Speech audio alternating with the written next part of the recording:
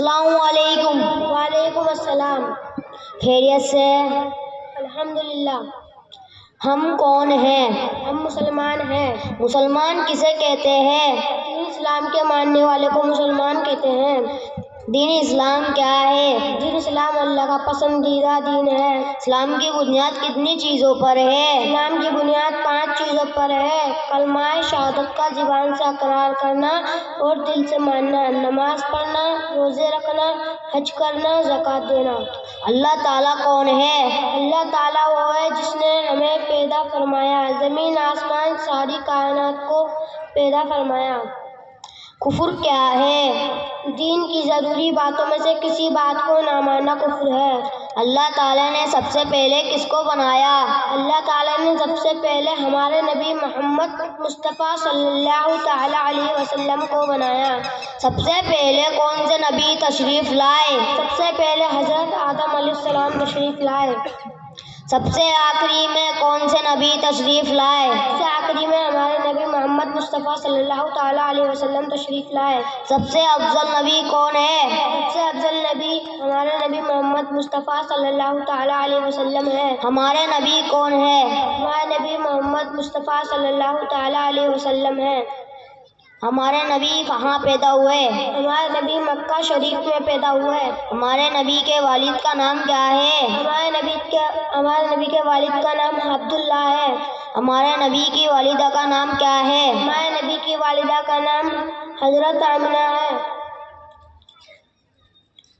ہمارے نبی کے دادا کا نام کیا ہے؟ ہمارے نبی کے دادا کا نام عبد المطلب ہے۔ ہمارے نبی کے پردادا کا نام کیا ہے؟ ہمارے نبی کے پردادا کا نام حضرت ہاشم ہے۔ ہمارے نبی کے کتنے صاحبزادے ہیں؟ ہمارے نبی کے 3 صاحبزادے ہیں، حضرت قاسم، حضرت عبداللہ، حضرت ابراہیم۔ ہمارے نبی کے کتنی صاحبزادیاں ہیں؟ ہمارے نبی کی 4 صاحبزادیاں ہیں، حضرت زینب، حضرت ام کلثوم، حضرت رقیہ، حضرت فاطمہ۔ ہمارے نبی مکہ میں کتنے سال رہے؟ ہمارے نبی مکہ میں 53 سال رہے۔ ہمارے نبی مدینے میں کتنے سال رہے؟ ہمارے نبی مدینے میں 10 سال رہے۔ ہمارے نبی نے کہاں پردہ فرمایا؟ ہمارے نبی نے مدینہ شریف میں پردہ فرمایا۔ ہمارے نبی کی ظاہری زندگی کتنی ہے؟ ہمارے نبی کی ظاہری زندگی 63 سال ہے۔ سبحان اللہ۔ قرآن مجید کیا ہے؟ قرآن مجید اللہ کی کتاب ہے۔ قرآن مجید کو کس لیے نازل کیا گیا؟ قرآن مجید کو بندوں کی ہدایت کے لیے نازل کیا گیا۔ قرآن مجید ایک دفعہ نازل ہوا یا تھوڑا تھوڑا؟ پورا قرآن مجید ایک دفعہ نازل نہیں ہوا بلکہ لوگوں کی ضرورت کے مطابق 23 برس تک تھوڑا تھوڑا نازل ہوتا ہے۔ سبحان اللہ، سبحان اللہ۔ قرآن شریف میں کتنے پارے ہیں؟ قرآن شریف میں 30 پارے ہیں۔ قرآن شریف میں کتنی سورتیں ہیں؟ قرآن شریف میں 114 سورتیں ہیں۔ قرآن شریف میں کتنی سورتیں مکی ہیں اور مدنی؟ قرآن شریف میں 86 سورتیں مکی اور 28 سورتیں مدنی۔ قرآن کی سب سے بڑی سورت کا نام کیا ہے؟ قرآن کی سب سے بڑی سورت کا نام سورہ بقرہ ہے۔ قرآن کی سب سے چھوٹی سورت کا نام کیا ہے؟ قرآن کی سب سے چھوٹی سورت کا نام سورہ کوثر ہے۔ السلام علیکم۔ وعلیکم السلام ورحمۃ اللہ وبرکاتہ۔ ماشاء اللہ۔ السلام علیکم ورحمۃ اللہ وبرکاتہ۔ الحمد للہ رب العالمین، والصلاة والسلام علی سید المرسلین وعلی آلہ واصحابہ اجمعین، اما بعد، قال اللہ تعالی فی القرآن المجید، اعوذ باللہ من الشیطان الرجیم، بسم اللہ الرحمن الرحیم، لقد من اللہ علی المؤمنین اذ بعث فیہم رسولا، صدق اللہ مولانا العظیم وصدق رسولہ النبی الکریم، ونحن علی ذلک لمن الشاہدین والشاکرین، والحمد للہ رب العالمین۔ دشمن احمد پہ شدت کیجئے، ملحدوں سے کیا مروت کیجئے، مثل فارس زلزلے و نجد میں ذکر آیت ولادت کیجئے۔ سبحان اللہ۔ خیز میں جل جائیں بے دینوں کے دل، یا رسول اللہ کی کثرت کیجئے۔ سبحان اللہ۔ کیجئے چرچا ان انہی کا صبح و شام، جانے کافر پر قیامت کیجیے۔ سبحان اللہ سبحان اللہ۔ برادران اسلام، ابھی میں نے خطبے کے بعد جس آیت مبارکہ کی تلاوت کا شرف حاصل کیا ہے اس کے متعلق کچھ عرض کرنے سے قبل بہتر اور مناسب سمجھتا ہوں کہ ہم تمامی حضرات اپنے آقا و مولا حضور تاجدار مدینہ صلی اللہ تعالی علیہ وسلم کی بارگاہ بے کس پناہ میں جس انداز سے میں درود و سلام پڑھوں، آپ سبھی حضرات میرے ساتھ مل کر پڑھیں۔ الصلاۃ والسلام علیک یا رسول اللہ، علیک یا رسول اللہ، الصلاۃ والسلام علیک یا حبیب اللہ، الصلاۃ والسلام علیک یا حبیب اللہ، الصلاۃ والسلام علیک یا نبی اللہ، الصلاۃ والسلام علیک یا نبی اللہ، وعلی آلک وعلی آلک واصحابک واصحابک یا نور اللہ، یا نور اللہ صلی اللہ صلی اللہ تعالی تعالی علیہ وسلم۔ علیہ وسلم۔ جہاں ذکر حبیب ہوتا ہے خود خدا بھی قریب ہوتا ہے، ان کی محفل میں بیٹھنے والا آدمی خوش نصیب ہوتا ہے۔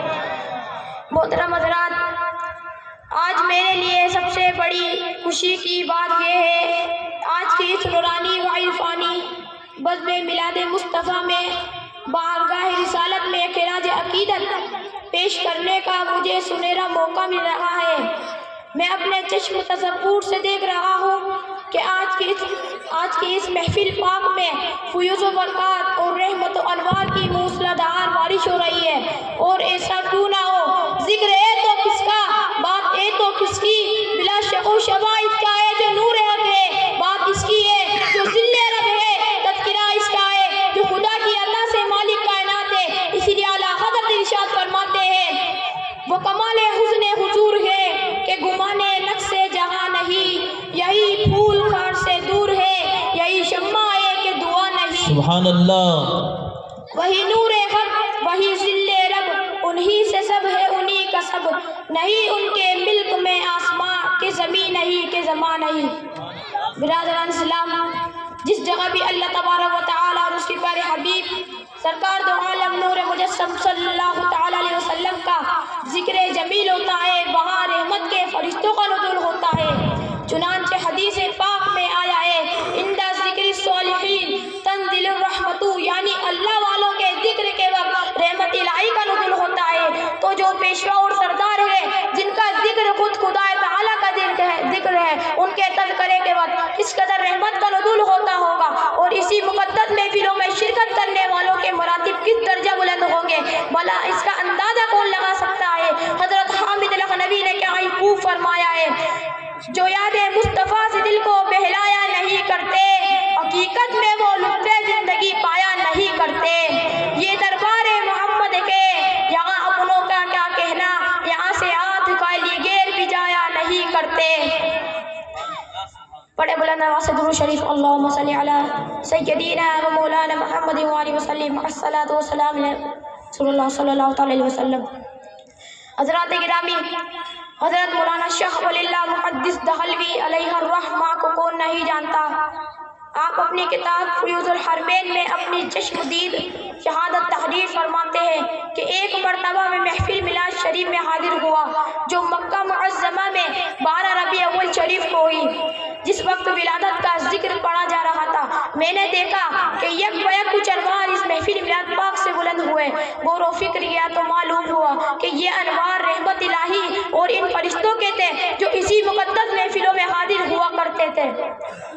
جس جگہ پڑھی جاتی ہے نعت شاہ ابرار، نازل ہوا کرتی ہے وہاں رحمت غفار، آتے ہیں ملک کرنے اس بزم کا دیدار، کرتے ہیں کھڑے ہو کے برابر یہی اذکار۔ محترم سامعین، آج کل کچھ لوگ اکثر کہہ دیا کرتے ہیں جشن میلاد مصطفیٰ سے کیا فائدہ۔ اس سلسلے میں ایک روایت مجھے یاد آ رہی ہے جس کے راوی حضرت عباس رضی اللہ تعالی عنہ ہے۔ وہ فرماتے ہیں کہ میں نے ایک شخص ابو لہب کو مرنے کے بعد خواب میں دیکھا اور پوچھا کہ تیرا کیا حال ہے؟ اس نے کہا کہ جب سے مرا ہوں طرح طرح کے عذاب میں مبتلا رہتا ہوں، لیکن پیر کے عذاب میں کمی ہو جاتی ہے، اور صرف اسی لیے کہ حضور پر نور سرکار دو عالم نور مجسم صلی اللہ مجھے سنائی تھی، میں نے اس خوشخبری کو سنانے کے عوض خوش ہو کر اسے آزاد کر دیا۔ سبحان اللہ، سبحان اللہ۔ ابو لہب جیسا کٹر دشمن اور سڑا ہوا کافر اگر حضور تاجدار مدینہ صلی اللہ علیہ وسلم کی میلاد کی خوشی میں لونڈی اسے آزاد کرے تو اس کے عذاب میں تخفیف ہو جائے، تو کیا ہم غلامان مصطفیٰ جشن میلاد مصطفیٰ کی محفل سجائیں، جشن میلاد منائے، میلاد پڑھیں یا پڑھوائیں اور اس طرح فرح و سرور کا مظاہرہ کریں، تو کیا ثواب سے محروم ہو سکتے ہیں؟